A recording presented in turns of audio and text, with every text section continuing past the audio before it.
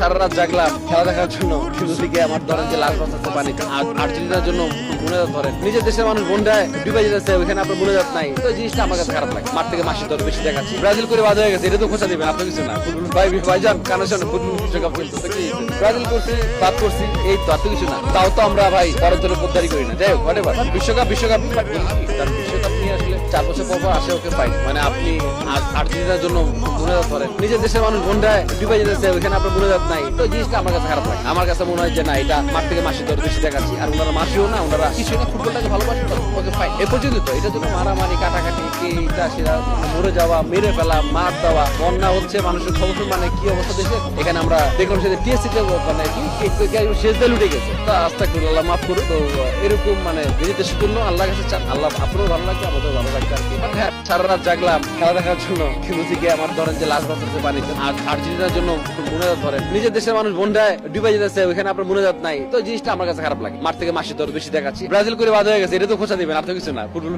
ভাইজান কানের সামনে ফুটবল বিশ্বকাপ চলছে, তো কি হয়েছে, ব্রাজিল করছি বাদ করছি, এই তো আর তো কিছু না। তাও তো আমরা ভাই পরের দলে পোদ্দারি করি না। যাই হোক বিশ্বকাপই বাট বলি কি, কারণ বিশ্বকাপ নিয়ে আসলে 4 বছর পর আসে, ওকে ফাইন। মানে আপনি আর্জেন্টিনার জন্য মনে ধরেন নিজের দেশের মানুষ বন্ধায় ডুবে যেতেছে, ওইখানে আপনার মনে যাত নাই। তো জিনিসটা আমার কাছে খারাপ লাগে। আমার কাছে মনে হয় যে না, এটা মাঠ থেকে মাসি দর বেশি দেখাচ্ছি, আর ওনারা মাসিও না, ওনারা কিছু না, ফুটবলটাকে ভালোবাসে, ওকে ফাইন। এ পর্যন্ত তো এটার জন্য মারামারি কাটাকাটি কে এটা সেটা মানে মরে যাওয়া, মেরে ফেলা, মার দেওয়া, বন্যা হচ্ছে, মানুষের খবর মানে কি অবস্থা দেশের। এখানে আমরা দেখলাম সেটা টিএসসি তে মানে কি শেষ দিয়ে লুটে গেছে। তো আস্তাগফিরুল্লাহ, মাফ করুন। তো এরকম মানে নিজের দেশের জন্য আল্লাহ কাছে চান, আল্লাহ আপনারও ভালো লাগবে, আমাদের ভালো লাগবে আর কি। বাট হ্যাঁ,